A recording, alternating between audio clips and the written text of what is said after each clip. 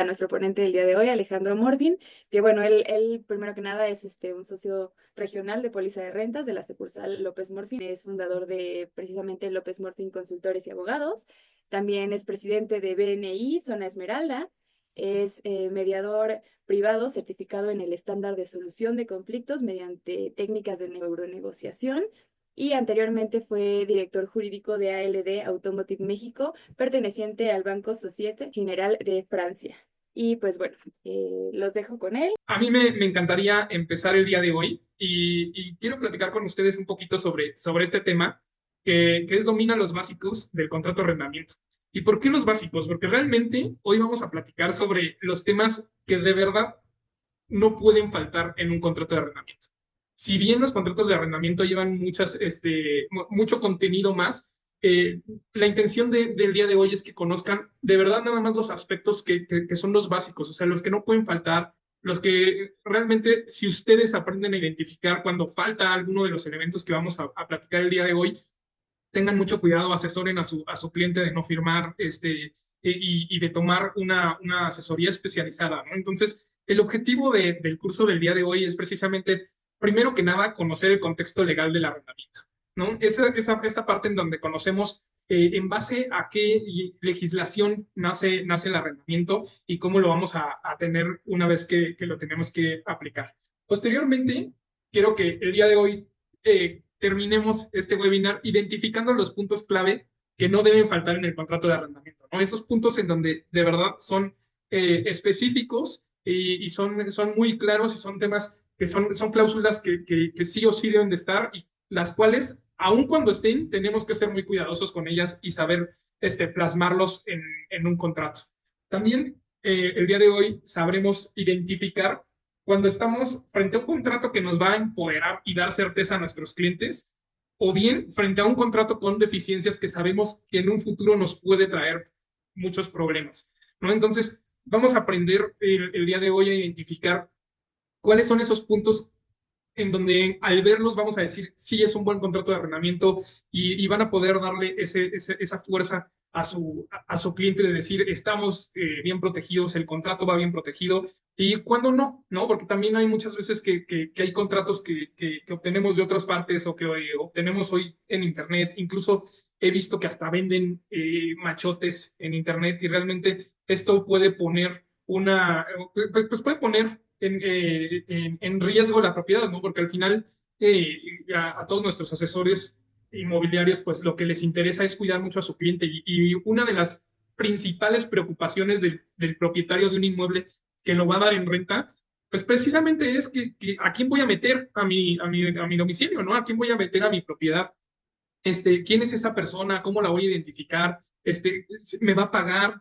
¿No me va a pagar? ¿Me va a cuidar el inmueble? ¿No me va a cuidar el inmueble? Todas esas preocupaciones vamos a poder darle a nuestro cliente esa seguridad de que por lo menos vamos a conocer a la persona, ya les platicaré también de póliza de rentas al final, pero uno, vamos a conocer muy bien a esa persona que nos va a rentar. Dos, vamos a tener un buen contrato de arrendamiento y esto le va a dar esa seguridad a tu cliente, ¿no? Si bien todo arrendamiento, pues realmente también es un riesgo, pues también es importante que todo arrendamiento, pues ese riesgo lo minimicemos al máximo, ¿no? Porque si lo tenemos ahí, pues nada más ahí sabiendo que tal vez bajamos un contrato de internet o que compramos un contrato machote y nada más llenamos ciertos datos, no sabemos realmente qué tan buen contrato sea, ¿no?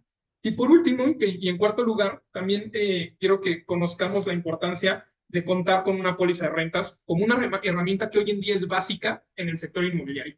Realmente ya una póliza de rentas es algo necesario, es algo básico. El tener expertos que se encarguen de dar esa seguridad jurídica a ustedes como asesores inmobiliarios, al propietario e incluso también al inquilino, eso ya es algo básico, es una herramienta que hoy en día ya es básica, ya realmente pues, es riesgoso rentar sin una protección jurídica de este tipo, ¿no? Quiero empezar a platicarles sobre la estructura básica de un contrato, ¿no? Esta estructura que vamos a tener se divide en cuatro grandes sectores, que es el proemio, este proemio, que es la parte de hasta arriba de un contrato, en donde vamos a identificar, lo primero que vamos a identificar en ese proemio es qué tipo de contrato es, ¿no? Frente a qué tipo de contrato tenemos al frente o estamos leyendo. Puede ser un tipo, por ejemplo, dice contrato de arrendamiento y vamos a verificar muy en específico cuál es el contrato, que estamos frente a un contrato de arrendamiento. Si está ahí, dice contrato de prestación de servicios, vamos a identificar inmediato que es una prestación de servicios, ¿no?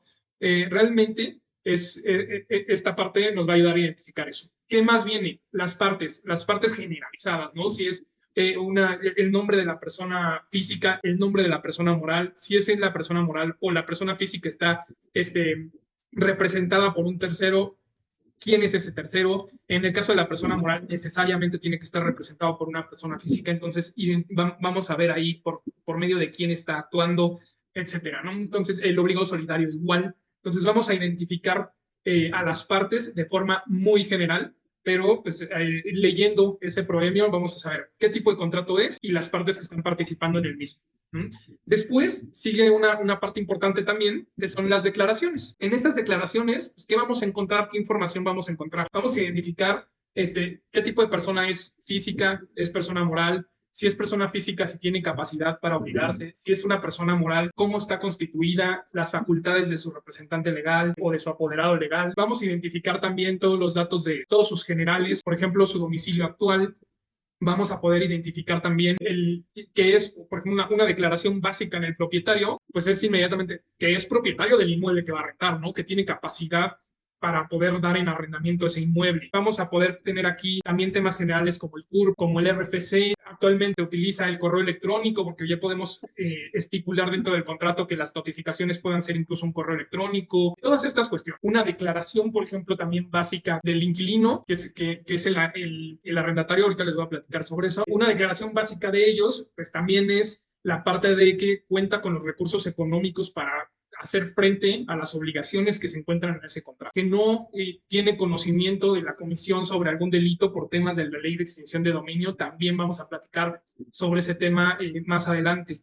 Entonces, estas declaraciones básicamente vamos a encontrar todos los generales de las partes, ¿no? Del arrendador, del arrendatario y del obligado solidario o del aval, depende de cómo esté estructurado ese contrato en especie. Después vienen las cláusulas. Aquí en las cláusulas vamos a poder identificar, que justo en eso se centra este webinar, vamos a poder identificar las cláusulas que sí o sí deben de tener y pues algunas otras cláusulas más que vamos poniendo en el contrato. Básicamente, en estas cláusulas, en el contenido de estas cláusulas, vamos a poder colocar las reglas del juego, las reglas del arrendamiento. Yo siempre le llamo las reglas del juego porque realmente aquí en estas cláusulas pues vamos a poder prever muchas cosas, vamos a poder solucionar muchos problemas con el contenido de estas cláusulas, vamos a poder tener mucha información y establecer esas reglas para que el día de mañana, si tenemos algún inconveniente con el inquilino, con el propietario, etcétera, nos podemos ir a esas reglas, a esas cláusulas,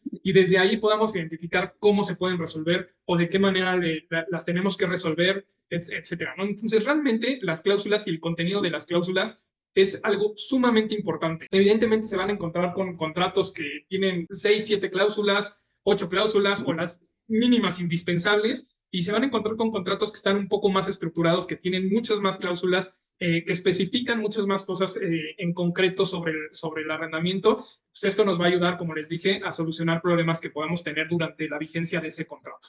Y posteriormente la firma. La firma es también bien importante porque es la manifestación de las partes que quisieron obligarse, es la sentación de que se quisieron obligar en lo que dice en ese contrato, ¿no? Entonces, es donde las partes plasman que quisieron obligarse. Entonces, esta parte va a ser también bien importante que nunca falte, ¿no?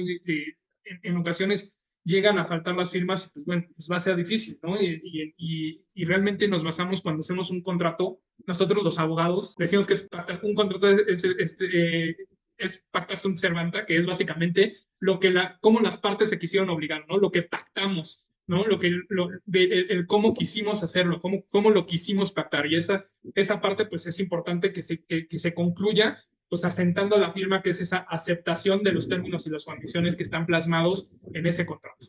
Entonces, Ahora sí, vamos ahora sí que al centro medular del webinar, ¿no? Que es las cláusulas que no pueden faltar dentro de un contrato de arrendamiento.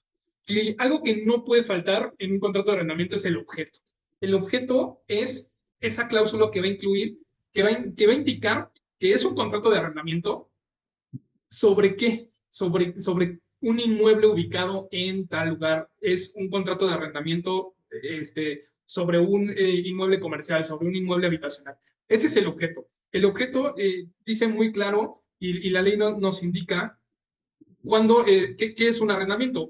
Es otorgar el use y goce de un bien inmueble. Sale, bueno, de un bien, estamos específicamente hablando ahorita de los inmuebles, entonces es entregar a un tercero el uso y goce de un inmueble. Entonces, realmente hay que estipular así en el contrato, que es un contrato de arrendamiento, por lo tanto, el arrendador, el propietario, le otorga el uso y goce de un bien ubicado en tal lugar. Hay que ser bien específicos en la ubicación del inmueble, ser detallistas en la ubicación del inmueble y se lo entrega al arrendatario, al inquilino. Entonces, ¿por qué comenté que hay que ser específicos en el domicilio del inmueble? Porque en un futuro, si tenemos algún tipo de problemática, vamos a tener que hacer algún tipo de notificación en el inmueble. Y si la dirección viene mal, empezamos desde ahí con problemas. Se me ocurre un ejemplo muy breve, ¿no? Es una torre de departamentos, no es una torre, son varios departamentos. Es de estos nuevos conjuntos condominales en donde hay 5 torres y pues bueno, las torres están identificadas por letra y aparte en el interior, pues por piso es el primer número y después el número de departamento.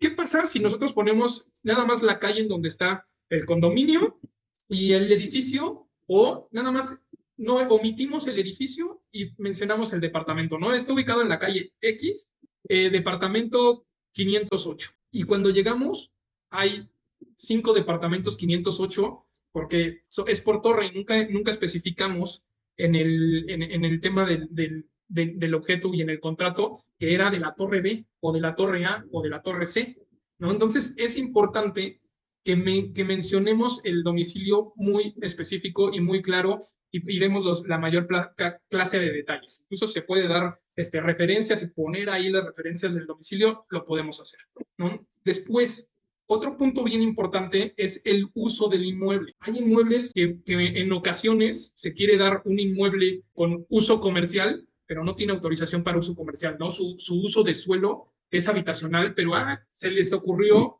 abrirle una accesoria y rentarlo para una tiendita. Ojo, hay que tener mucho cuidado porque si existe algún inconveniente con esa tiendita, en primer lugar no va a poder sacar los permisos para operar, ¿no? Porque no tiene ese uso comercial, ese uso de suelo comercial. Entonces, pues va a ser difícil que en primer lugar consiga los permisos. Dos, pues va a trabajar sin permisos, ¿no? Consecuentemente. ¿Y qué pasa si hay una revisión? Le van a clausurar, ¿no? ¿Y quién se va a quedar con el problema real si no tiene un buen contrato y si no se previó en el contrato esto? Pues realmente el propietario. Entonces hay que tener mucho cuidado con esta parte. Y de igual forma, en el tema habitacional, ¿no? Pues rentaron una casa para uso habitacional, cuenta con el uso de suelo habitacional, incluso está en un condominio pequeño, y por ejemplo, rentan la casa para casa habitación, pero se les ocurre abrir la ventanita y poner una tiendita de abarrotes, una mini tiendita, ¿no? Entonces, ahí también estamos en un problema. Entonces, hay que estipular una cláusula que no puede faltar, es el uso del inmueble, y mencionar ahí que el uso del inmueble autorizado es uso habitacional, es uso comercial. Ser muy específico para uso industrial incluso, ¿no? Ser muy específico en este uso y mencionar que este uso de suelo no se le puede, este uso habitacional, comercial, etcétera, no se puede cambiar, ¿sabe? Y el arrendatario no lo puede cambiar. Entonces, esto también nos va a ayudar. Ahora sí, otra cláusula que no puede faltar, el plazo, la vigencia, que es la vigencia del arrendamiento. Como mencionaban ahí en el chat, asesoría inmobiliaria, que es el uso y goce temporal. En efecto, es el uso y goce temporal.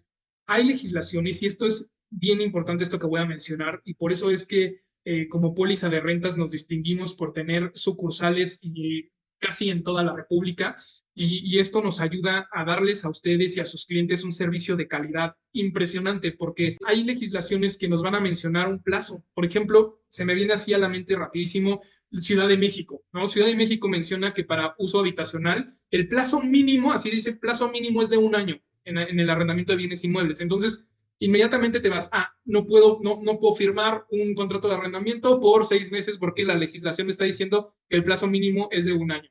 Hay otras legislaciones en donde, por ejemplo, el Estado de México, en donde no te dice que el plazo mínimo es de un año, pero sí te dice el plazo máximo. Entonces, por ejemplo, en inmuebles habitacionales, la legislación en el Estado de México te dice que para inmuebles habitacionales el plazo máximo será de 3 años. Entonces, ahí ya nos está diciendo, a ver, no hay un mínimo, la legislación no te está mencionando ningún mínimo, pero sí te está mencionando un plazo máximo. Entonces, hay que cuidar estos plazos y ahorita al final vamos a hacer un pequeño ejercicio y vamos a mostrar unas de las herramientas que tenemos nosotros para poder tener esta información detallada y conforme a la legislación, ¿verdad? Porque realmente, imagínense, yo sabiéndome todos los códigos civiles de la República, pues está difícil, ¿no? Pero por eso es que todas y cada una de nuestras sucursales son expertos en la materia y los van a poder asesorar en este tema de forma muy específica. Entonces, acérquense, por favor, al socio que los invitó a este webinar y seguramente les va a dar, no seguramente, sí o sí les va a dar esta información y los va a ayudar para que no se puedan cometer o no se cometan estos errores, ¿no? En cuanto al plazo y esa vigencia, pues, evidentemente también vamos a poder manejar, a ver, es un contrato por 12 meses, son forzosos, no forzosos, existe una penalización por terminación anticipada y de aquí van a derivar otras cuestiones. Entonces, es bien importante que en los contratos siempre venga el plazo. Incluso hay legislaciones que exigen que el contrato, uno, sea por escrito, dos, contenga el plazo, y así lo dice, ¿eh? Todo contrato de arrendamiento debe constar por escrito y mencionar el plazo, ¿no? Entonces, es un punto que no puede faltar, no puede faltar el plazo de ese arrendamiento. Precisamente porque, como dice Aro, es temporal, ¿sale? Es un contrato temporal. Entonces, otra cosa que no puede faltar es el precio pactado y la forma de pago. Aunque se escuche de burla o de risa, o, ay, ¿cómo crees que el contrato no le voy a poner el precio pactado y la forma de pago? Créanme que sucede. Créanme que de repente llegas a contratos y ¿cuándo pagaba? ¿No? O sea, ¿y cuándo va a pagar? ¿Y cuánto va a pagar? ¿No? O renovaciones en donde pues ya no coincide lo que paga ahora con el monto que se estipuló, nunca se mencionó el aumento, muchísimas cosas, ¿no? Que sí pasan, se pasan en el día a día cuando no se tiene esta previsión. Entonces, es bien importante que no falte el precio pactado y la forma de pago. Entonces, en el precio pactado, pues bueno, el monto de la renta, ¿no? Y aquí es bien importante mencionar, por ejemplo, en inmuebles habitacionales, el inmueble habitacional hay que tener mucho cuidado porque el inmueble habitacional por sí solo no causa IVA. ¿Sale? En la ley del IVA no genera el IVA. Sin embargo, eso no exime de que el propietario tenga que expedir una factura, un CFDI. Entonces, realmente, no, ¿por qué no causa IVA? No, así lo estipula la ley, que en inmuebles habitacionales no se genera el IVA, pero sí que se genera para el propietario un tema de ISR. Ojo, son cosas diferentes. Ahora, ¿qué pasa si el inmueble es habitacional, pero está amueblado? Ahí sí va a generar IVA. Entonces, también este punto es un tema, el tema de los impuestos en el sector inmobiliario y en el arrendamiento, es un tema que nos va a dar mucho, mucho, mucho de qué hablar. También es materia y puede ser materia de un webinar en específico, pero acérquense, por favor, al socio que los invitó, acérquense a la persona que los invitó de póliza de rentas y también les va a dar esta asesoría de forma muy detallada. Entonces, es bien importante esta parte, ¿no? Ese precio pactado y cómo va a ser, ¿no? Evidentemente en un inmueble comercial se va a causar IVA, etcétera, etcétera. Y la forma de pago, por ejemplo, ¿dónde va a pagar? ¿No? La cuenta a la que va a hacer los pagos, ser específico en la cuenta, no nada más, siempre es recomendable poner la cuenta, la clave interbancaria, de qué banco es, a nombre de quién está la cuenta, etcétera, para que se tenga ese comprobante de que se hizo el pago. Todas estas cuestiones pues también nos van a ayudar como les dije en un principio, a establecer las reglas claras, ¿no? Después, Aquí tengo una pregunta, déjeme leerla. Dice, licenciado Morfín, buena tarde, una consulta. ¿Es recomendable que los asesores sugiramos a los propietarios de inmuebles habitacionales que emitan factura por el pago de rentas, aun cuando no se cause IVA, para no tener un mejor respaldo en caso de alguna controversia judicial donde después pudiera solicitar la comprobación de pago mediante factura? Ojo, qué buena pregunta. Es una gran pregunta y en efecto, siempre se debe de expedir factura. Yo sé pues nos dedicamos a esto y sé que muchos propietarios no quieren emitir factura o siempre dicen, no, es que yo no voy a emitir factura, yo por temas del SAT no emito la factura. Sin embargo, si tenemos un tema judicial, lo primero que tenemos que presentar son las facturas. Entonces, es algo que se va a hacer. Mi sugerencia siempre es, emite la factura. En efecto, no tiene nada que ver que no tenga, que no cause IVA, porque la factura va a venir sin IVA, ¿no? O sea, si la renta es de 20,000 pesos, la factura va a venir por 20,000 pesos, no va a causar, porque es habitacional, no va a causar, no se le va a poner 20,000 pesos masiva, etcétera, o no se le va a desglosar. Simplemente el contador del propietario va a emitir esa constancia, esa factura sin IVA porque no lo va a causar, ¿no? Entonces, pero sí es importante que se emita el comprobante, ¿no? Que se emita la factura. Entonces, esa parte es bien importante que se haga. ¿Va? Igual, en un inmueble comercial, pues con mayor razón, porque ahí sí va a causar IVA, o en un inmueble habitacional amueblado también va a causarse IVA. Entonces, es bien importante que sí le sugieran a su cliente pues, la emisión de la factura, ¿no?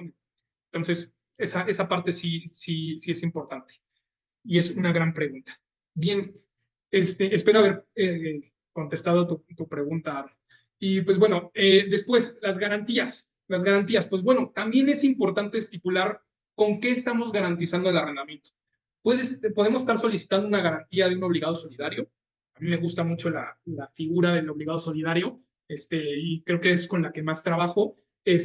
También, si se está pidiendo un aval, pues también estipularlo, si existe un aval, bajo qué términos y condiciones va a estar fungiendo como aval la persona que va a estar participando como aval.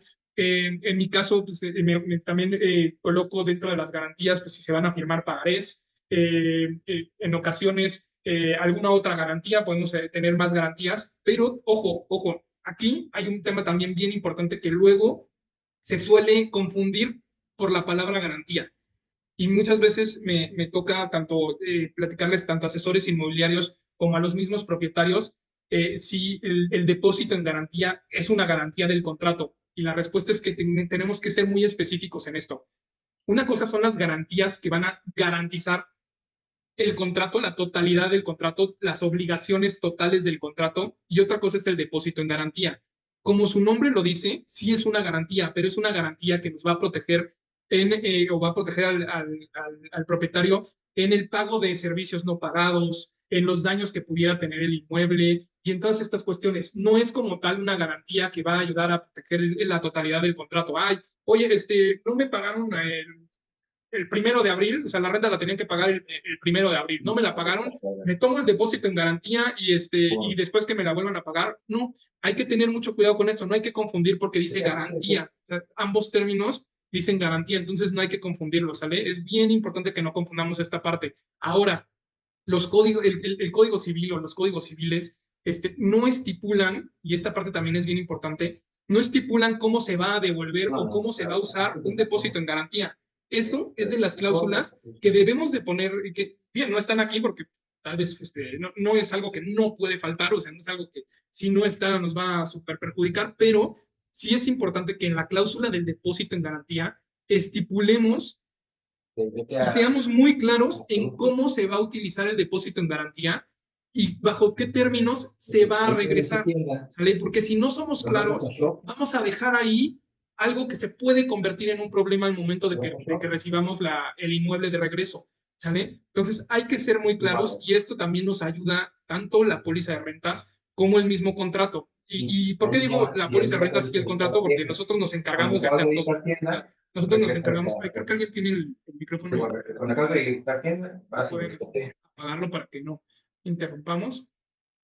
Entonces, es bien importante que tengamos, que estipulemos esto dentro del contrato. Entonces, la póliza de rentas va a crear ese contrato. Realmente puedo meter las manos al fuego por todas las sucursales que tenemos que hacen su trabajo excepcional y tenemos esta capacidad de poderlo poner y poder tener un muy buen contrato. Y la segunda parte es la póliza de rentas va a ayudar a que en base a ese contrato podamos asesorar al propietario de cómo se va a utilizar ese depósito en garantía y podamos también darles información al inquilino. Yo, por ejemplo, en las firmas a las que asisto, siempre les digo, ojo, jamás acepten y jamás ofrezcan, o sea, el propietario jamás acepte y el inquilino jamás ofrezca que el depósito se tome como pago de la última renta, porque en el momento en el que lo digan, yo mismo les voy a decir que no, ¿sale? Entonces, es bien importante que se mencione para que no, para que desde el primer momento, desde el momento de la firma, sepamos que el depósito en garantía sirve para garantizar, sí, pero para garantizar servicios no pagados, daños del inmueble y otras cuestiones en relación al inmueble. No es una garantía como tal del contrato, ¿sale?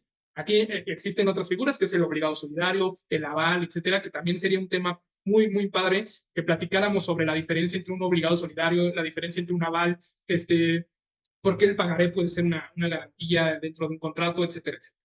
Entonces, esta parte, pues pasamos, ¿no? No puede faltar un tema de garantías. O bien, si el contrato va sin una garantía, sin un obligado solidario, sin un aval, bueno, pues realmente vamos a estipularlo, ¿no? Posteriormente, otra cláusula que es bien, bien, bien importante es la cláusula de extinción de dominio.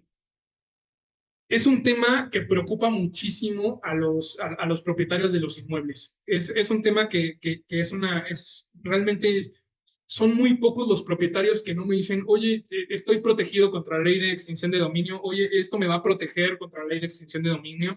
En póliza de rentas tenemos esa protección.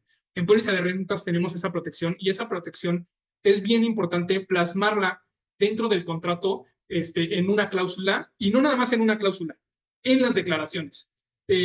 ¿Cómo vamos a salir de un tema en donde un inmueble está en un procedimiento de extinción de dominio?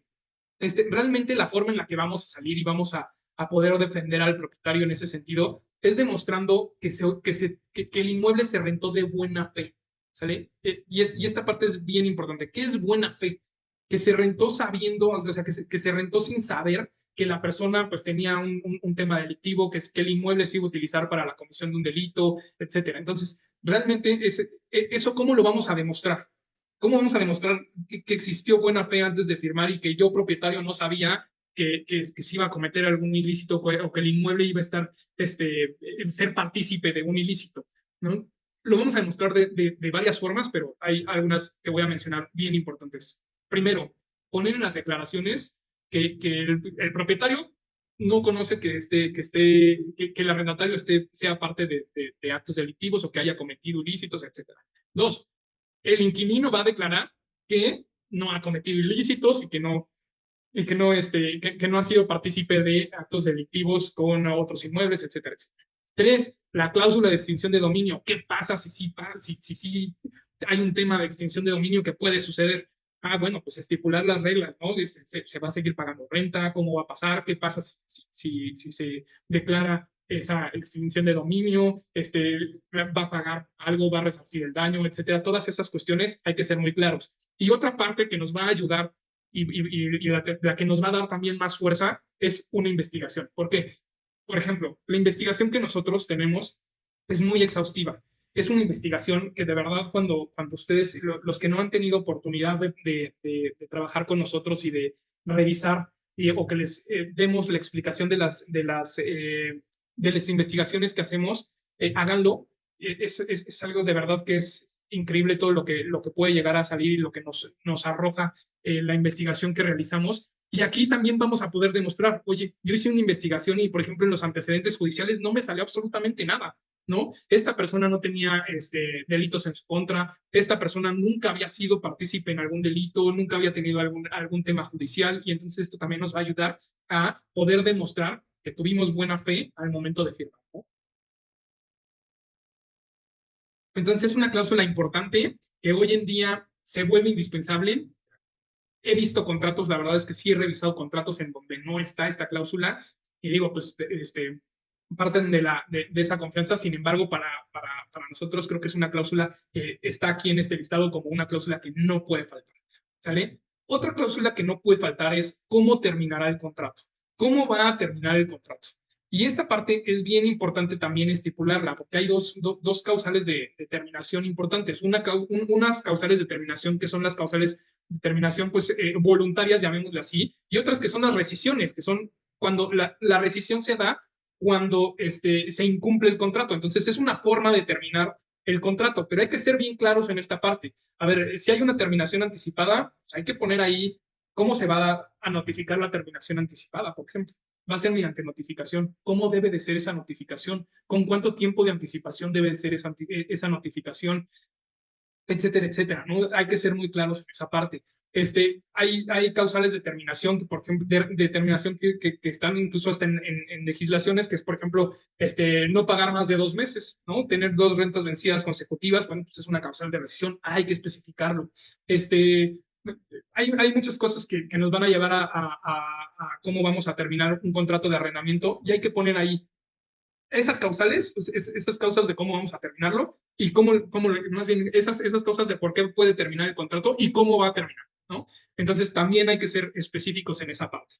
Y por otra parte, la declaración sobre vicios del consentimiento, la jurisdicción, la fecha de firma y las firmas. Es bien importante las declaraciones sobre vicios del consentimiento, porque realmente una de las herramientas que como abogados siempre buscamos de inicio, sí, plasmar dentro de una defensa, es ver si hubo vicios del consentimiento, ver si hubo cosas que viciaron ese querer firmar ese contrato, ¿no? Es especificar, ver si hubo algún error. Los vicios del consentimiento es el error, el dolo, la mala fe. Entonces realmente es identificar si existió algún error por el cual entonces hay un vicio del consentimiento. Si existió mala fe para yo demostrar que hubo mala fe y entonces irme y que mi defensa sea sobre esa mala fe que existió. Entonces, ¿cómo se solventa? Pues con una cláusula en la cual se mencione que no existieron vicios del consentimiento, ¿no? Que las partes conocen el contenido de ese contrato y están de acuerdo en firmarlo.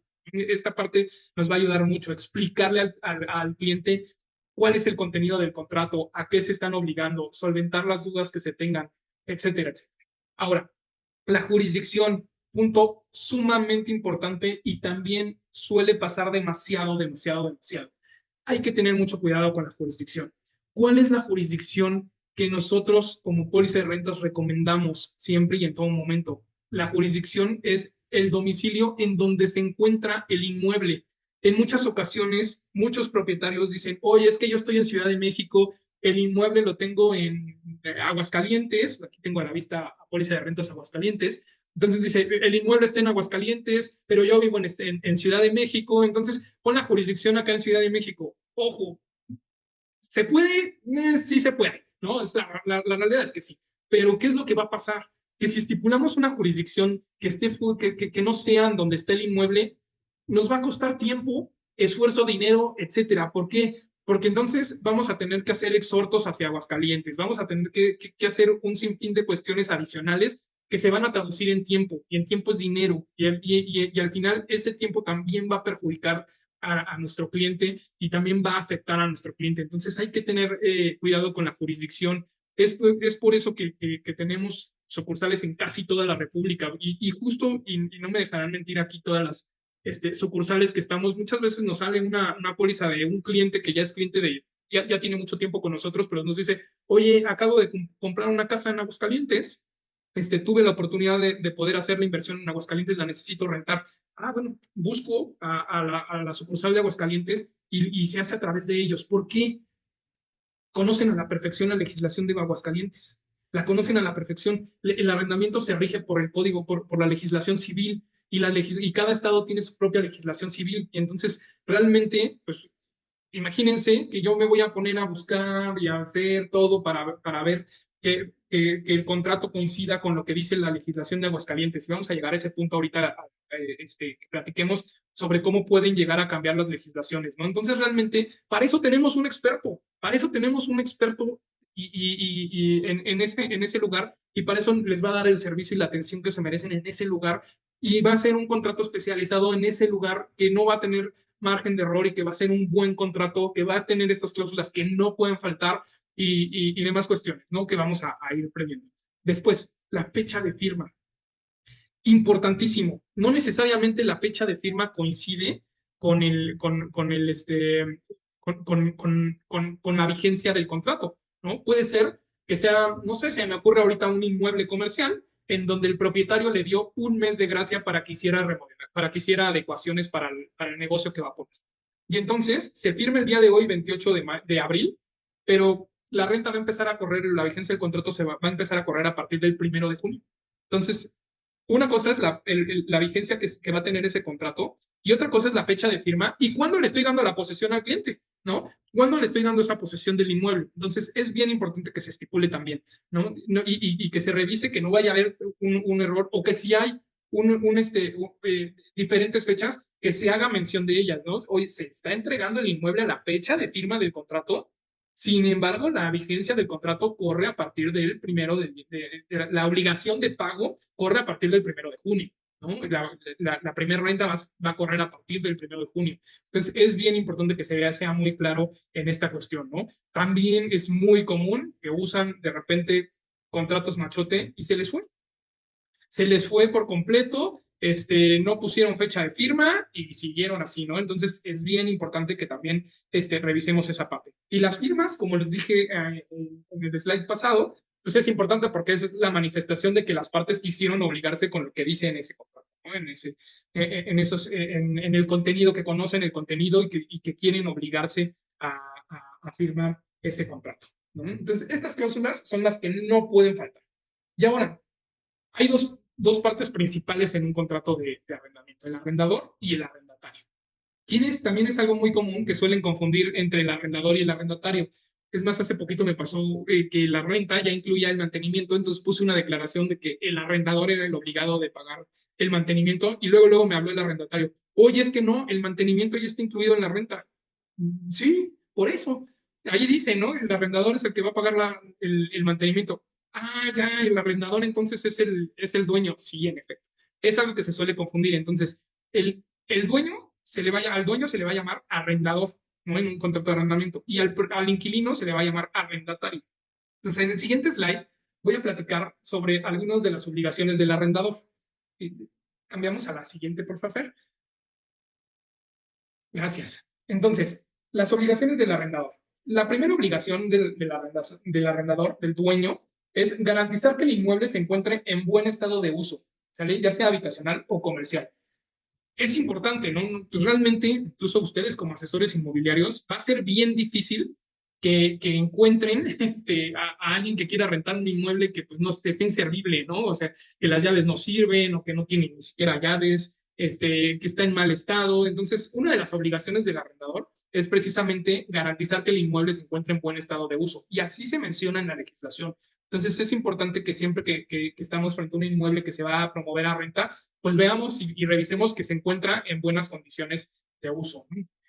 Segundo, realizar reparaciones urgentes y o necesarias para el inmueble, incluyendo vicios ocultos, ¿sale?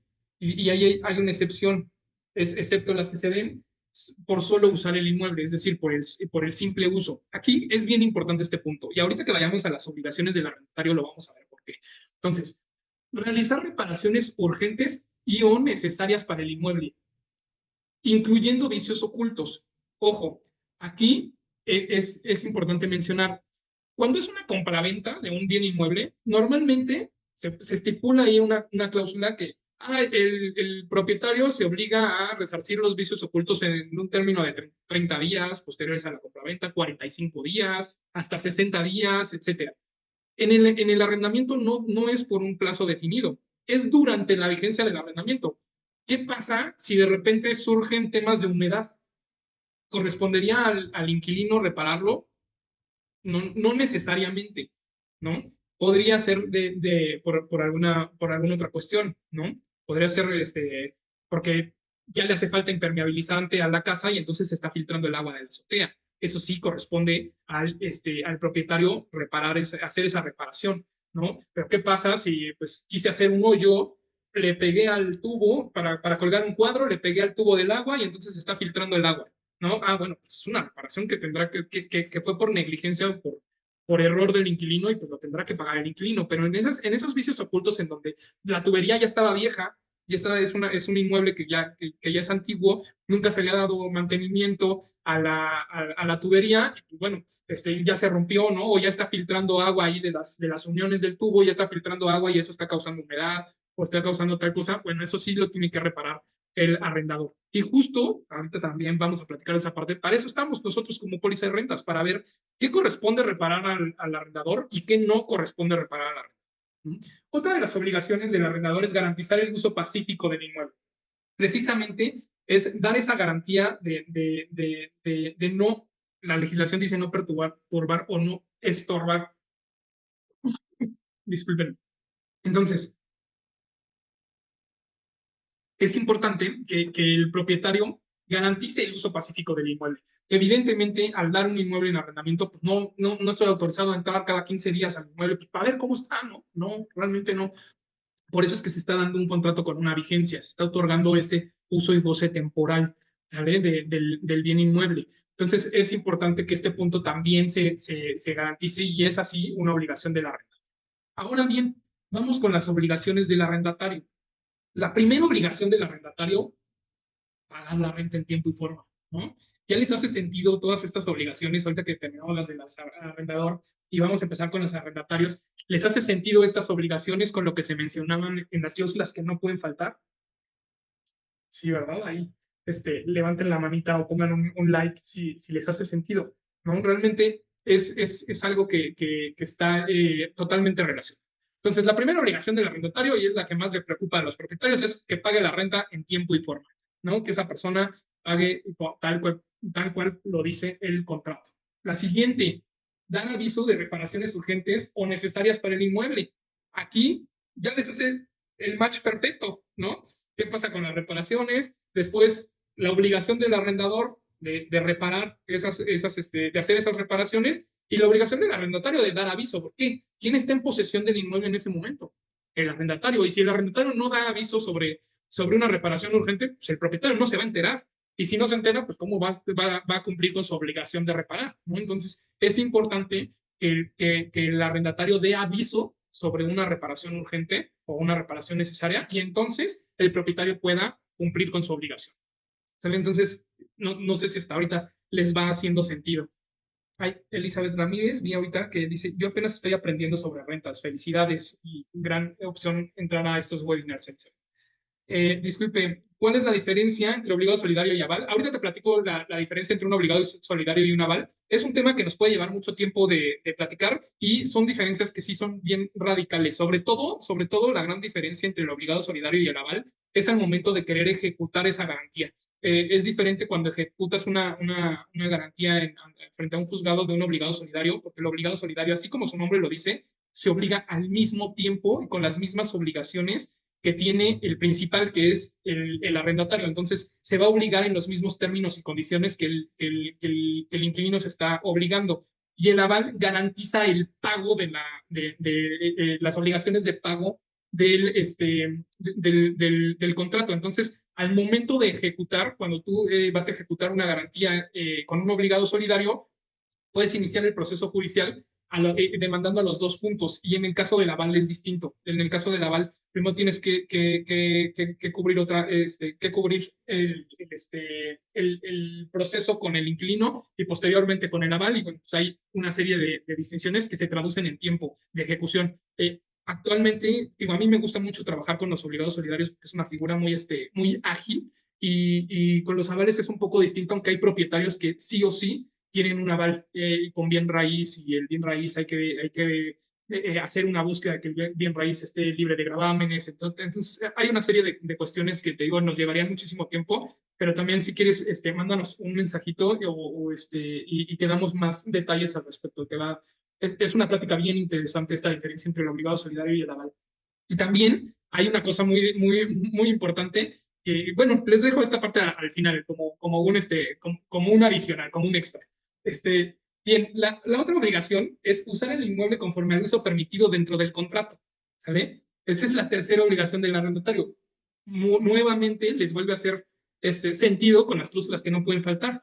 Lo mismo que decíamos, ¿no? Si es un uso comercial, bueno, que el uso comercial se dé. Si es un uso habitacional, que no se cambie ese uso habitacional y de repente quieran poner ahí la tiendita o quieran poner el negocio, porque entonces vamos a estar en un riesgo, ¿sale? Entonces es una obligación del arrendatario. Después, cuidar el inmueble y cubrir los servicios básicos del mismo. Hay ocasiones en donde tenemos que ser muy específicos en el contrato para manifestar quiénes van a cubrir los servicios. Hay inmuebles que, como les comentaba, se rentan amueblados, por ejemplo, e incluso ya incluyen los servicios, o sea, ya incluye el pago del agua, ya incluye el pago de la luz, ya incluye a veces hasta internet, o sea, ya te dan una renta y ya te incluyen todos los servicios. Entonces hay que ser específicos en qué se incluye, qué se está incluyendo en la renta. Y si no se incluyen los servicios, también hay que ser específicos en que una obligación del arrendatario es pagar esos servicios, es pagar el agua en tiempo, pagar la luz, pagar el gas, y los servicios que llegase a contratar, que son extras, pero hay que tenerlos pagados, ¿no? Entonces, esa parte también es importante que se mencione en el contrato. Posteriormente, devolver el inmueble al término del contrato conforme lo pactado en el mismo. Bien dijimos, cómo se va a terminar el contrato, cómo se va a hacer la entrega. Hay legislaciones, ahorita también platicaremos de esa parte, hay legislaciones que te permiten le llamamos nosotros los abogados tácita reconducción, que el inmueble, que el contrato se renueve automáticamente, ¿no? Hay legislaciones que no lo tienen previsto, hay legislaciones que no lo tienen así, entonces hay que ser bien claros depende, hay que revisar la legislación de dónde estamos rentando el inmueble para verificar cómo se lleva a cabo la renovación en el contrato o bien la devolución. Entonces, ¿qué pasa si ya terminó el contrato y sigue en posesión? Si no estipulé nada en el contrato, estoy en cierto riesgo, puede ser que sí, puede ser que no, no hay que ver qué dice el contrato y hay que irnos a qué se estipuló en el contrato para entonces verificar cómo se va a hacer la devolución. Al momento de la devolución, lo que les comentaba sobre el depósito en garantía, cómo se va a devolver, se tiene que revisar el inmueble que esté en esas mismas condiciones en las que se le fue entregado el inmueble, etcétera, etcétera, ¿no? Entonces, también es importante que verifiquemos esta obligación del arrendatario de devolver el inmueble al término del contrato. También para las renovaciones, esto es un ejercicio que traigo ahí puesto, en las renovaciones de los contratos también hay límites a los aumentos. Muchas veces preguntan, oye, ¿cuánto le puedo aumentar? Ah, bueno, pues ahorita vamos a platicar sobre esa parte. Y bien, la otra obligación del arrendatario es responder por los daños y perjuicios que pueda sufrir el arrendador por el uso del inmueble. Lo que les platicaba, ¿no? ¿Qué pasa si puse una tiendita en la casa habitación que renté, puse una tiendita y de repente me clausuraron? Bueno, pues le estás causando un daño y un perjuicio al propietario, ¿no? Porque ahora la propiedad resulta que trae un sello ahí de clausurado, etcétera. ¿Qué pasó? ¿Por qué clausuraron si no es casa habitación? Bueno, hay que verificar esa parte, ¿no? Entonces, o qué pasa si en un departamento quise hacer la misma perforación del ejemplo, le llegué a dar un llegue a la tubería, pero se empezó a filtrar el agua y entonces la humedad ya no nada más está de mi lado, sino del vecino. Pues también estoy causando un daño, no nada más al propietario, sino también al vecino, etcétera, ¿no? Entonces hay que responder por esos daños y perjuicios que se puedan causar por el uso del inmueble. Y ahora sí, quiero, no sé hasta aquí cómo van, levántenme la manita, luego yo nada más hablo y hablo y hablo, pero levántenme la mano, reaccionen ahí si les está gustando, cómo van con esto, si tienen dudas igual pónganmelas ahí. Ya nos queda un poquito de tiempo del webinar, pero pues vamos a seguir con esto. Entonces, ahí pónganle una reacción ahí si les está gustando. Y bien, ahora sí vamos. ¿Cómo es que póliza de rentas es una herramienta en el arrendamiento? O sea, ¿cómo póliza de rentas es una herramienta, pero no nada más una herramienta, es una herramienta que yo considero algo indispensable en el arrendamiento de inmuebles? Y es aquí donde vamos a platicar un poquito de qué es una póliza de rentas y de cómo nosotros en póliza de rentas los podemos ayudar a todos ustedes. Realmente, póliza de rentas creo yo que es la herramienta más importante dentro de un arrendamiento inmobiliario, porque realmente ustedes a través de una póliza de rentas están contratando a expertos en la materia, a una persona o a una empresa en donde nos capacitamos día a día, en donde todos los días estamos preguntando, oye, tengo este tema, ¿ustedes cómo lo han resuelto? Etcétera, y nos retroalimentamos día a día en todos estos puntos y en todos estos temas de arrendamiento inmobiliario. realmente también la póliza de rentas aparte que están contratando a ese experto, están contratando un servicio integral. Este servicio integral, a mí me gusta llamarlo servicio integral, porque realmente involucra muchísimas cuestiones.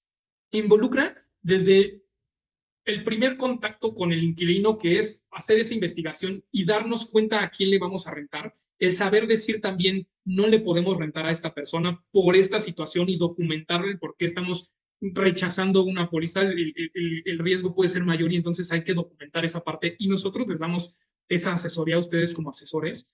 Entonces es bien importante esa parte. No decimos que sí a todas las pólizas, ¿por qué? Porque no podemos asumir un riesgo y poner en riesgo a tanto a ustedes como agentes inmobiliarios, como a su cliente final, al propietario del inmueble, porque realmente pues está su patrimonio en riesgo. Y si nosotros decimos sí a todo o no hacemos una investigación y firmamos un contrato nada más porque sí, pues realmente estamos haciendo mal el trabajo, ¿no? Porque realmente estamos dando un servicio por dar un servicio y me gusta llamarle que damos un servicio integral precisamente porque damos esa asesoría desde el primer contacto, desde el primer punto en donde dices, oye, tengo dudas en esto, ¿cómo puedo hacer esto? ¿Cómo puedo hacer aquello? Y entonces ahí entramos nosotros a resolver esas dudas y que tú le puedas solventar esas dudas a tu cliente o incluso nosotros directamente con el cliente poder solventarle todas las dudas que tenga, incluso también al inquilino, también los inquilinos tienen dudas y también asesoramos a esa parte. Entonces, por eso es que es un servicio integral. Después de hacer esa investigación exhaustiva que hacemos,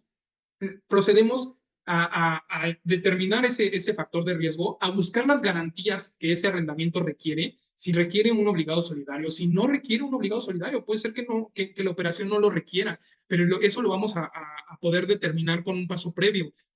Una vez que determinamos todas las garantías, todas las cuestiones específicas que va a llevar el contrato, no todos los contratos son iguales, y aquí abro este paréntesis, no todos los contratos de arrendamiento son iguales. Hay características que hacen que los contratos sean diferentes. Desde el hecho de quién paga el mantenimiento, desde el hecho de quién va a solventar los servicios, hay muchísimas características que nos van a dar pauta a que tengamos un contrato especializado en arrendamiento para ustedes y para su cliente. Después, damos seguimiento durante todo el año del arrendamiento, durante toda la vida. Si contrataron una póliza, por ejemplo, multianual en el Estado de México, por ejemplo, que el tope son 3 años para inmuebles habitacionales y contrataron la póliza por esos 3 años, pues realmente damos seguimiento durante la vida de ese contrato. Entonces, vamos a estar dando seguimiento para ver si se están cumpliendo las obligaciones del arrendador que mencionamos, si el arrendatario está cumpliendo sus obligaciones, si pasa algo, cómo debemos de actuar hacia eso. Ustedes muchas veces, más bien en la gran mayoría de las veces, ustedes son el front son el primer frente de apoyo con los propietarios, ¿no? Muchas veces hasta se les olvida que tienen una póliza y les hablan a ustedes, oye, pasó esto, déjame hablarlo con la póliza, ¿no? Y ya nos pasan a nosotros. Entonces, realmente es ese seguimiento que nosotros tenemos para con ustedes y es por eso que este servicio integral que les menciono, que es póliza de rentas, para mí es una herramienta esencial en el arrendamiento. Realmente es algo indispensable, así como hoy platicamos de las cláusulas que no pueden faltar, la póliza de rentas es algo que no puede faltar en un arrendamiento de verdad, o sea, realmente es una herramienta indispensable. Y justo, a ver, creo que aquí hay una pregunta antes de continuar, que es de Aro, dice, licenciado Morfín, ¿cuáles considera usted que son los 3 puntos más importantes que debe de cubrir una póliza de arrendamiento para que realmente proteja al propietario en un eventual proceso legal? Gran pregunta, Aro. Gran pregunta. Lo principal es un perfilamiento del inquilino.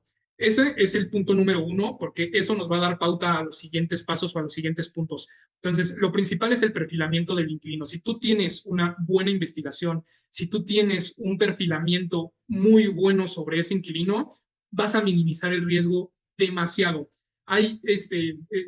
No me gusta hablar mal de la competencia ni mucho menos, pero hay muchas veces que se dice, hacemos una investigación y realmente lo único que hacen es investigar antecedentes judiciales y hasta ahí, ¿no? Entonces, es lo único que les dan y no me siento tranquilo con eso, ¿no? ni creo que ese propietario se siente tranquilo con eso.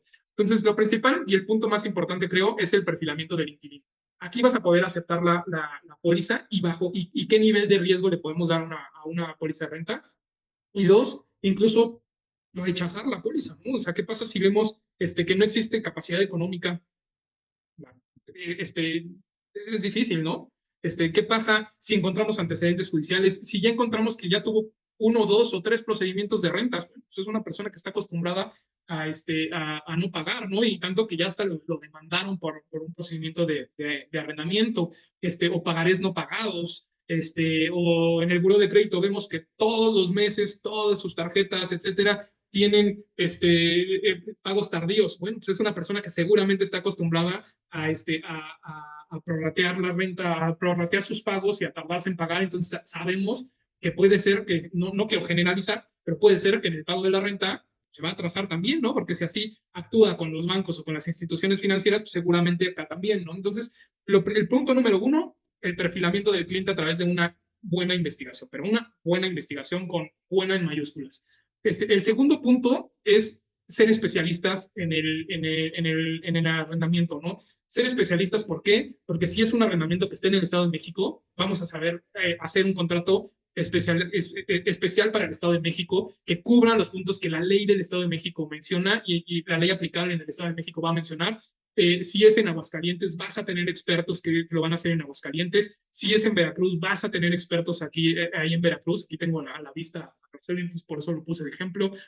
Pero si es en Monterrey también. Y entonces es importante que ese es el otro punto, ¿no? Que somos expertos en la materia y que vas a tener una asesoría especializada con un experto. Y la tercera es el seguimiento que se le da. El seguimiento que se le da a esa póliza, que no nada más es firmar por firmar como conocemos muchas veces, sino es firmar con alguien que está ahí, que te va a respaldar, que te va a dar un buen servicio, no nada más un servicio increíble de preventa, sino un buen servicio de postventa. Este tipo de webinars en donde vas a aprender más, este tipo de acciones que nosotros como empresa hacemos para que tú aprendas más, para que te capacites. A nosotros no nos duele capacitar, porque el conocimiento es poder y mientras más conoces, eres mejor en lo que haces y vas a tener el día de mañana más clientes. Entonces, realmente es ese seguimiento que te vamos a dar tanto en la postventa como este tipo de webinars con las capacitaciones, toda esa parte integral. Esos son los tres puntos que yo considero más importantes. Ojalá haya podido responder tu pregunta. Y ahora sí, vamos con la siguiente, que es una práctica. Vamos a hacerles una práctica en dos sentidos. Primero, quiero mencionar un ejercicio que hicimos y que tenemos aquí en el límite del aumento de rentas en caso de una renovación. Y después les queremos presentar un tema y aquí le voy a ceder la palabra a Rogelio para que nos enseñe esta herramienta poderosísima que tenemos. Pero, a ver, en el límite, al aumento de las rentas, es algo bien específico. Y es algo que se pregunta mucho, oye, en caso de renovación, ahí en donde cómo se va a pagar la renta, la forma de pago, etcétera, en esa cláusula que platicamos, si se renueva, ¿qué va a pasar? ¿No? Y aquí va a existir un aumento en la renta, ¿no? En el monto de la renta. Y ese aumento, ¿cómo se va a dar? Y tenemos esta tablita para que se den una idea de cómo cambia o cómo puede cambiar y cómo es diferente la legislación en cada parte de la República. Y entonces esto nos va a dar mucha visión y por eso es bien importante justo algo lo que mencionaba de tener expertos que te van a asesorar. Por ejemplo, hay un límite al 10% en el aumento de la renta, es decir, no lo puedes aumentar más del 10% de la renta y esto aplica para Baja California Norte, Chihuahua, Colima, Durango, el Estado de México, Michoacán, Morelos, Quintana Roo, Sonora, Tlaxcala y Veracruz en el caso de inmuebles habitacionales. Ahora, existe un segundo límite al 20%, es decir, no lo puedes aumentar más del 20%. Y esto es en Baja California Sur, en Querétaro y en Veracruz para el caso de los inmuebles comerciales. ¿Se dan cuenta este caso específico de Veracruz? O sea, tiene un límite para los inmuebles habitacionales y tiene un límite para los inmuebles comerciales. Entonces, si no estamos asesorados, nos podemos ir por, pues, máximo el 10%, o no, no, ¿sabes qué? Tengo hasta el 20%, por ahí escuché que tengo hasta el 20%, le voy a subir el 15% y es un inmueble habitacional hoy. Ya estamos ya estamos en un incumplimiento, ¿no? Ya estamos en un tema ahí que nos puede meter en camisa de 11 varas. Entonces, realmente, hay que tener mucho cuidado en esta parte. Y ese caso pues, es muy específico aquí, ¿no? Veracruz tiene dos límites específicos, tanto en habitacional como comercial. Ahora, limitado a la inflación anual. En la Ciudad de México es muy nuevo esto. En agosto entró en vigor este cambio al Código Civil, en donde ya maneja un límite a la inflación anual del año anterior. Esto aplica en la Ciudad de México, en Coahuila y en Tabasco. ¿Sale? Hay códigos hay legislaciones que lo limitan a la UMA, ¿no? En Guanajuato, en Guerrero, en Nayarit, en Puebla, en Tamaulipas, en Yucatán y en Zacatecas. Lo limitan a un porcentaje del valor de la UMA. Entonces hay que revisar y hay que ser cuidadosos en cuánto vale la UMA costo de la renovación y entonces aplicar este porcentaje correspondiente. Después hay otro que está limitado al valor catastral del inmueble arrendado, por ejemplo en Campeche hasta el 9% del valor catastral y en Oaxaca hasta el 12%, entonces también hay que ser muy cuidadosos, porque esto me quiere decir que entonces tengo que tener un valor catastral de forma anual para calcular el aumento de la renta, ¿no? O cómo lo calculo. La pregunta es cómo lo voy a calcular, entonces también es importante tener esta limitación bien a la mano y tener a ese experto de nosotros que nos va a asesorar en este punto, ¿no? Y hay otros estados que no tienen límite establecido, como Aguascalientes, Chiapas, Hidalgo, Jalisco, Nuevo León y Sinaloa. Entonces, esta parte, pues hay que revisarlo, ¿no? Y aquí ponemos una nota que dice, el estado de San Luis Potosí es el único estado en el que se regula que la renta podrá aumentarse hasta un 25%, ojo, siempre y cuando se acredite que los alquileres han tenido un alza en los precios de la renta. ¿En base a qué? ¿No? ¿En base a la información de qué o de quién voy a determinar si el alza de los alquileres han aumentado en el mercado, ¿no? Híjole, me baso en lo que dicen las plataformas digitales, o en base a qué lo voy a calcular, ¿no? Entonces, todo este tipo de cosas son importantes porque entonces nos van a dar toda esa visión de decir, oye, y cuando estoy frente a esto, ¿qué pasa, no? O puede ser que mi cliente esté en el Estado de México, ya sé que aquí tiene un límite del 10%, pero acaba de comprar un departamento en San Luis Potosí, lo quiere rentar. Entonces, no va a aplicar lo mismo, hay que tener cuidado, ¿sale? Entonces, por esta parte, pues bueno, es importante este slide. Y ahora sí les quiero presentar una herramienta que tenemos, que hoy en día está muy, muy de moda, la inteligencia artificial, pero pues lejos de la inteligencia artificial está la inteligencia humana, ¿no? Y en este sentido de la inteligencia humana, tenemos un chatbot increíble en donde alimentado por esta inteligencia humana y por esta información que el día de hoy tenemos como póliza de rentas en base a todas las legislaciones de la República, en base a las sucursales que tenemos, en base a la legislación de cada uno de los estados de la República, creamos un chatbot en donde le puedes preguntar, hacer las preguntas específicas y pues bueno, te las va a responder. Y aquí me gustaría hacer el ejercicio a través de Rogelio, que por aquí lo veo en cámara, y que platiquemos sobre este chatbot, porque por ejemplo, a ver, me gustaría preguntar, ¿qué se te ocurre preguntar, Rogelio? Ahí que preguntemos para que nos vean y para que conozcan esta parte. Hola, ¿qué tal? Buenas tardes. Pues vamos a aprovechar las preguntas del chat, ¿no? Vamos a ingresar. Me voy a remitir a las preguntas del chat. Hicieron una pregunta que decía,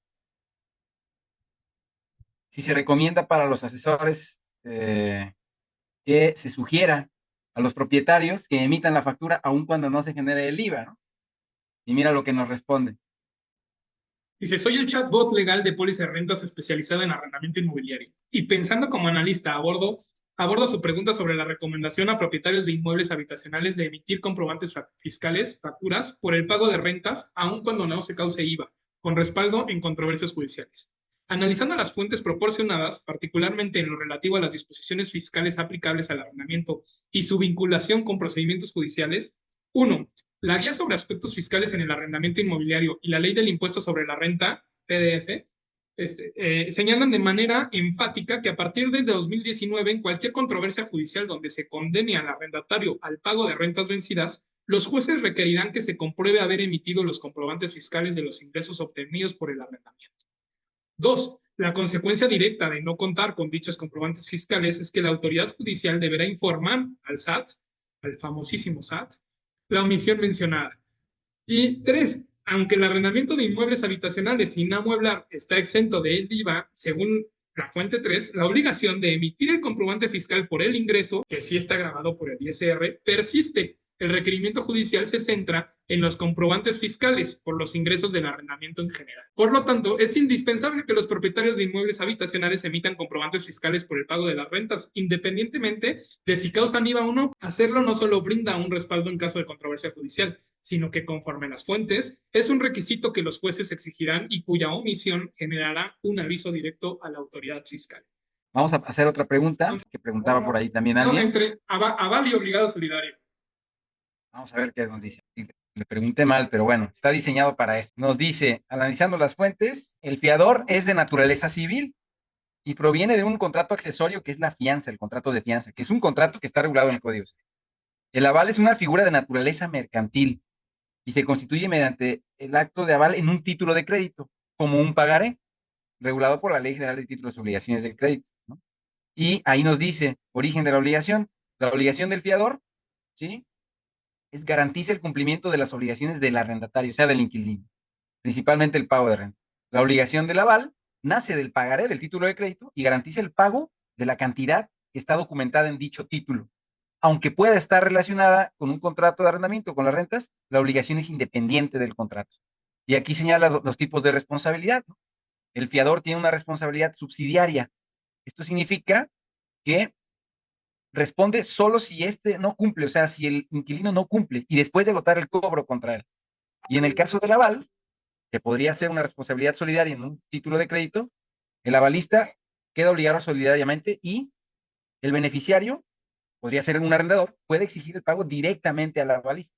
Entonces, aquí vienen las diferencias, ¿no? Podríamos encontrar también en este chatbot legal que próximamente vamos a poder compartir con todos los asesores inmobiliarios a nivel nacional, porque pues se ha desarrollado con toda esa base de conocimientos que hemos ido adquiriendo a lo largo de toda la República Mexicana a través de nuestras sucursales de póliza de rentas y nuestros socios especializados, ¿no? Entonces podríamos aquí preguntarle lo que queramos y constantemente lo seguimos entrenando para que pueda responder más. Ahí veo una respuesta, una pregunta de Brenda Wisman. Una pregunta y es en relación al tema de las facturas. Aquí yo en Vallarta, yo tengo digamos que dos estados que es Nayarit y Vallarta, porque estoy en el área de Bahía de Banderas y Puerto Vallarta. Pero mi pregunta está dirigida en dos aspectos, porque el tema de las facturas me preocupa lo que mencionas en relación a que, por ejemplo, que es un requisito indispensable que emitan facturas, porque la verdad es que el 99% no me va a emitir facturas en un tema de rentas. Entonces, me preocupa o mi pregunta más bien es, este tema de la cuestión fiscal, pues es directamente, le repercute al arrendador en este caso en sus cuestiones contables, pero si bien el juicio se puede seguir llevando o va a ser una causal para que me digan, no, pues ya, o sea, ya valió y entonces ahora no podremos reclamar el inmueble, o sea, se tendría que diferenciar, ¿no? En esta parte. Claro, ahí sí, efectivamente, como lo señala la ley del ISR, que aquí no lo dijo el chat, pero bueno, ya conocemos este contexto, Sí, se dice en la ley del impuesto sobre la renta que es la que obliga a todas aquellas personas sí. que perciben un ingreso por renta, ¿sí?, a emitir un comprobante fiscal digital. O sea, es una obligación más que Sí, lo una sé. opción. Pero ¿qué nos dice esta disposición en 2019 y que está en la ley del ISR que es aplicable a toda la República Mexicana? No importa el estado en donde se encuentre. Sí. Nos dice que en caso de que exista una controversia judicial en donde se condene al arrendatario al pago de rentas. ¿Qué implica esto? El juicio para condenar el pago de rentas se va a dar, ¿sí? Ajá. Se va a llevar a cabo un proceso judicial en cualquier parte de la República y el juez va a emitir una sentencia que es independiente al tema fiscal. Entonces, se puede condenar al arrendatario a que pague las rentas vencidas, sin embargo, va a existir esta obligación de los jueces de requerir al dueño ser emitidos los comprobantes fiscales digitales. ¿Cuál va a ser la consecuencia? La consecuencia, miren, aquí nos lo dijo el chatbot legal, directa de no contar con dichos comprobantes es que la autoridad fiscal deberá informar, bueno, la autoridad judicial va a informar al SAT y entonces el SAT va a poder implementar sus facultades de comprobación y puede determinar un crédito fiscal para el propietario y cobrarle las contribuciones omitidas, o sea, el pago de los impuestos derivados de esa renta, aunque no llevara IVA, porque estamos hablando de ISR, Sí. como bien lo señalaba Alex, independientemente de que es inmueble habitacional y no causa IVA, sí causa ISR, pues va a exigirle el SAT al dueño, a través de un crédito fiscal, el cobro del impuesto, más la multa, más los recargos y Sí. más las actualizaciones. Obviamente, la sugerencia es emite la factura aunque sea sin IVA, ¿no? Para que no tengas este tipo de problema, pero sí, o sea, sí se va a resolver tu tema, el que te vas a meter en un problema porque le vas a alertar inmediatamente, le van a alertar inmediatamente a la autoridad fiscal a la hora de que tengas una controversia, ¿no? O sea, pero bueno, muchas gracias. La segunda, nada más rápidamente, también mencionabas que si es habitacional, sí o sí se tiene que cobrar IVA. Yo sabía que porque se convierte Comercial. en un Comercial. hospedaje, ¿no? No, Ajá. Comercial. comercial. Estaba amueblado el departamento. Ah, ¿no? Es distinto, A ver. es que el contrato de hospedaje es otro tema, o sea, es Ah, otro tipo de contrato, y el ajá. contrato de hospedaje es el que se oferta al público en general. Ajá. ya sea de manera física o por medio o a través de... Sí, de Es algo acuerdo. que ya entra, aunque está dentro del ámbito civil, pero Ujú. es en un establecimiento comercial de hospedaje, ¿no? Como si Ajá. fuera un hotel o un hostal o algo, que es, hay reglas distintas, pero ya cuando hablamos de inmuebles comerciales o de uso comercial o inmuebles habitacionales o inclusive inmuebles rústicos también, bueno, predios rústicos, se rige bajo las reglas del arrendamiento previstas en el Código Civil. Sí, es un contrato distinto. Inclusive se genera un impuesto especial. Pero Bien. entonces, o sea, si el arrendamiento es de un inmueble, o sea, voy a rentar una casa amueblada y también lo digo porque hay también, la mayoría de los casos acá son que los rentan amueblados. ¿Tendría que cobrar IVA? Sí, y hay una disposición que señala el artículo 20 de la ley del IVA, que señala que en caso de que el inmueble sea habitacional y se entregue amueblado, hay una distinción para ahí considerar que no se considera amueblado el inmueble cuando únicamente contiene los muebles de la cocina integral, etcétera, ¿no? Vamos a preguntarle aquí en nuestro chat. ¿Qué dice el artículo 20 de la ley del IVA sobre los inmuebles amueblados? ¿Sí? Parcialmente. Esto lo estamos estrenando y va a ser una herramienta que van a poder utilizar todas nuestras sucursales de póliza de renta a nivel nacional y todos nuestros asesores inmobiliarios también, para poder consultar toda esta base de conocimientos que hemos venido creando, ¿sí? Vamos a ver, me parece, ahí no lo está analizando bien, pero ahí señala la ley del IVA ya. Puedes analizar la ley del impuesto al valor agregado. Vamos a ver qué nos dice. Y bueno, les informamos que a través de las sucursales de póliza de rentas, a todos los asesores inmobiliarios que nos están visualizando, van a poder contar con un chat específico sobre las disposiciones también del arrendamiento inmobiliario en cada estado de la República Mexicana, ¿sí? Eh, Vamos a ver,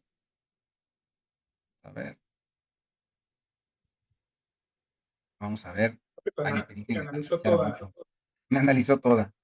Ok, pero está en el artículo 20.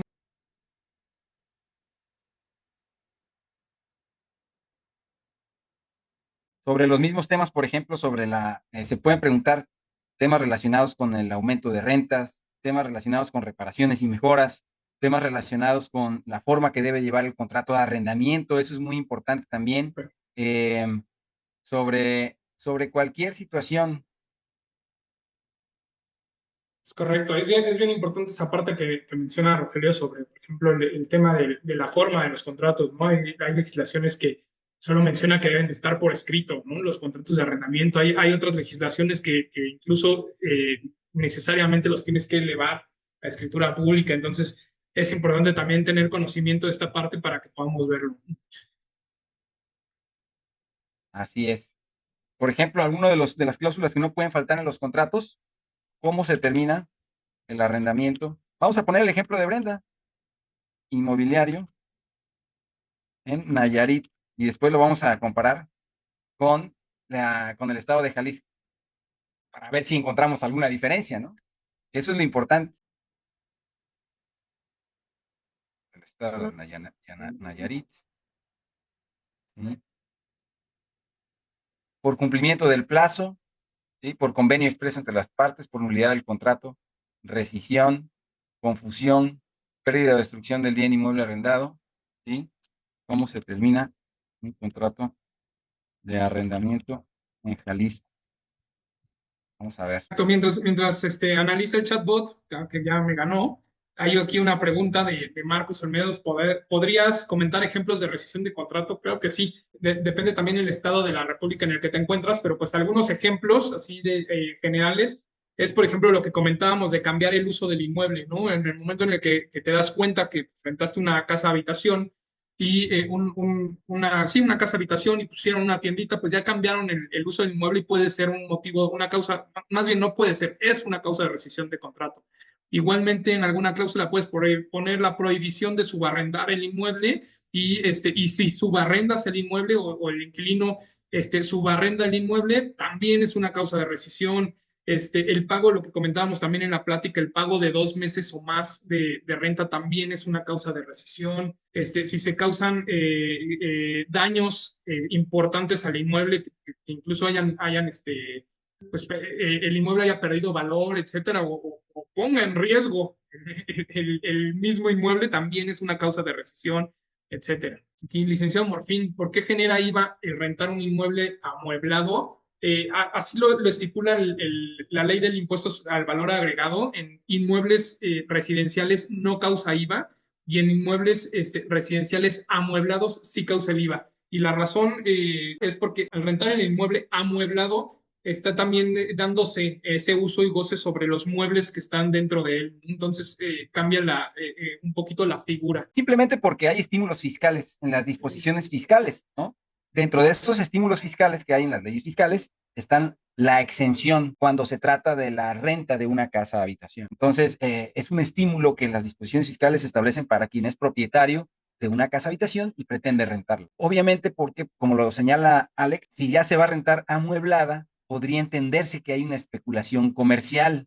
Entonces, aunque pueda existir una posible especulación comercial o no, las disposiciones fiscales y las autoridades que desarrollaron ese tipo de leyes no perdonan al contribuyente y ellos suponen que va a haber un tema más comercial de por medio, ¿no? Entonces, la respuesta ante ese tipo de disposiciones, cuando hablamos del tema fiscal, no hay un porqué. El porqué es porque así lo disponen las leyes fiscales, porque son obligaciones que tenemos todos los contribuyentes, ¿sí? De contribuir al gasto público y el Estado mexicano nos puede obligar a cumplirlas a través de las leyes fiscales y ahí no hay interpretación ni siquiera. Esas disposiciones fiscales son de aplicación estricta, no se pueden interpretar. Entonces, hay que cumplirlas porque sí, porque así lo dispone el Estado. Nos pondría por ahí, Marco, ejemplos de rescisión de contrato. No sé si nos podría compartir en qué estado de la República se encuentra. Y Luzma nos pregunta, en cuanto a las extensiones de contrato a través de adendum, ¿hay un límite de tiempo por ley? Ah, ese es lo que decías del derecho de prórroga, ¿no? Existe derecho de prórroga en el arrendamiento inmobiliario. Tú estás en Luzma, está en Querétaro, ¿no? En Querétaro, vamos a ver, porque cambian las disposiciones, ¿no? Nos dice, un inmueble habitacional genera IVA porque jurídicamente se interpreta que no solo está rentando el inmueble. Sí, nada más, como lo dijimos, no es que se interprete. Las leyes fiscales son de aplicación estricta. Miren lo que nos dice de Querétaro. El artículo 2378 de Querétaro establece la existencia de un derecho de prórroga. ¿Cuándo? El inquilino tiene derecho a pedir una prórroga de un año sobre el contrato una vez vencido el plazo, pero hay condiciones. Este derecho aplica siempre que el inquilino esté al corriente en el pago de la renta. Aplicación, este derecho de un año se concede tanto para los contratos celebrados por tiempo determinado como para aquellos en los que no se hayan pactado por tiempo expresamente determinado. ¿Sí? Y fíjate, aquí nos señala, en el aumento de renta durante la prórroga, el arrendador podrá aumentar la renta hasta en un monto del interés legal anual. ¿Sí? Eso lo establece específicamente el Código de Nuevo León, ¿no? No, de Querétaro. Perdón, de Querétaro. Formalidad para solicitarla, hay una formalidad, y renunciabilidad, o sea, no se puede renunciar el derecho de prórroga, como normalmente lo ponen en los machotes de contratos de arrendamiento. Siempre es común encontrarnos esas cláusulas que dicen, renuncia el derecho de prórroga, ¿no? No en todos los lugares se puede estipular esas cláusulas, porque aquí nos está señalando, en este caso de Querétaro, expresamente que cualquier pacto en donde se renuncia a este derecho de prórroga es nulo. Sin embargo, en otras partes de la República cambia. Vamos a ver qué es lo que sucede en el Estado de México, donde se encuentra Alex, ¿no? Existe derecho de prórroga para el arrendatario en el Estado de México. Vamos a ver qué nos señala, porque cambia totalmente la legislación. Este es un tema muy importante porque se relaciona con una de las principales incidencias de un contrato de arrendamiento, que es la terminación, ¿no? ¿Sí? Fíjate, del análisis, en el Código Civil del Estado de México específicamente no encuentra un artículo que conceda de manera explícita el derecho natural de prórroga automática o forzosa. Toda vez que para el arrendatario, una vez que ha vencido el plazo, ¿sí? El Código Civil del Estado de México establece que el contrato de arrendamiento se obliga a transmitir el uso o goce temporal de un bien, lo que implica que existe un plazo acordado, ¿sí? La terminación natural de un contrato de plazo es precisamente el cumplimiento del plazo. Aquí no hay derecho natural de prórroga, en otros estados sí. Hay un derecho de preferencia del arrendatario que en el caso en que éste haya cumplido puntualmente con sus obligaciones, goza del derecho de preferencia, tanto para la celebración de un nuevo contrato como si quisiera vender el bien inmueble arrendado del arrendador, pero cambia la situación, ¿no? No se desprende un derecho de prórroga, ¿va? En algunos otros casos también existe este derecho, existe este derecho de prórroga. No sé si hay alguna otra pregunta para el arrendatario o algunos estados de la República. Sí, dice, se mencionó que en algunos estados el plazo mínimo de un contrato es de un año. ¿Qué pasa si el inquilino es un ejecutivo que solo requiere rentar 6 meses? Pues hay un plazo mínimo forzoso. Exactamente. Y si está obligado al plazo mínimo forzoso, a ver, si en un estado de la República. Aquí algo que se puede hacer, arquitecto Sergio, es precisamente eso. Acuérdense que hay que estipular una cláusula que no puede faltar, es el plazo. Entonces, lo que se puede hacer es precisamente si necesita el inmueble por 6 meses, el contrato se firma por un año, como lo estipula la ley, por ejemplo, en el caso de que ahí en el lugar en donde estás sea el plazo mínimo de un año, y posteriormente se pueden poner 6 meses forzosos y existe una penalización si se da por terminado dentro de esos 6 meses, y 6 meses no forzosos, en los cuales en el séptimo mes pues, lo pudiera dar por terminado sin una penalización, y de esta forma ya cumples con lo que se estipula la legislación, y pues bueno, y el ejecutivo puede gozar de este contrato. Entonces, eso es lo importante justo de también no tener contratos machotes, porque tal vez te vas a encontrar un contrato en donde dice un año forzoso. Como les decía, todos los contratos son diferentes, las características son diferentes y los inquilinos y las operaciones son diferentes también. Aro dice, me despido, felicidades. Gracias, Aro, gracias por todo y por tus preguntas también muy interesantes por tu participación. Mira, aquí en esta, para cerrar también, sobre de los plazos mínimos obligatorios de los códigos civiles. En el estado de Campeche, por ejemplo, se establece también cuando menos de 2 años el plazo mínimo para rentar, ¿sí? En el Código de la Ciudad de México se establece un año forzoso tanto para el arrendador como para el arrendatario, ¿sí? El Código de Tamaulipas, un año forzoso para arrendador y para arrendatario, ¿no? También un año mínimo, un año en el caso de Jalisco, ¿no? ¿Y cómo se debe redactar el contrato? Fíjate, tal cual como lo señala Alex, ¿no? Incluir una cláusula de terminación anticipada a favor del arrendatario para reflejar la intención de que el arrendatario solo desea permanecer 6 meses. Se puede utilizar esta cláusula que establezca la posibilidad para darlo por terminado de forma anticipada sin penalización, como tú lo señalabas, ¿no? Porque al final también existe un principio en todos los contratos que es el principio de la autonomía de la voluntad de las partes, ¿no? En los contratos de naturaleza civil, ¿no? Y que señala, está previsto también en toda la República, que las partes pueden obligarse en los términos que ellas quieran, siempre y cuando no sean contrarias sus obligaciones que ellos pretenden a lo que señala específicamente la ley, ¿no? Por ahí, aquí les vamos a compartir también todas estas respuestas que hemos venido aquí recopilando. Pero bueno, ahí está la herramienta. Más adelante les estaremos informando a ustedes como asesores inmobiliarios cómo poder acceder a esta herramienta a través de las distintas sucursales de póliza de rentas. Y bueno, pues esténse atentos. Muchísimas gracias. Pues realmente, no sé si existan más dudas, pero pues de antemano agradecemos y agradezco a nombre de Póliza de Rentas y de las sucursales su atención, su participación. Para nosotros es bien importante y de verdad que nos llena de felicidad poder responder sus preguntas y poderlos atender. De verdad, siéntanse con la libertad de buscar a la oficina que los invitó a este webinar, a la persona que los invitó a este webinar para que puedan solventar las preguntas. Créanme que todas las oficinas que somos de póliza de rentas somos expertos en el tema.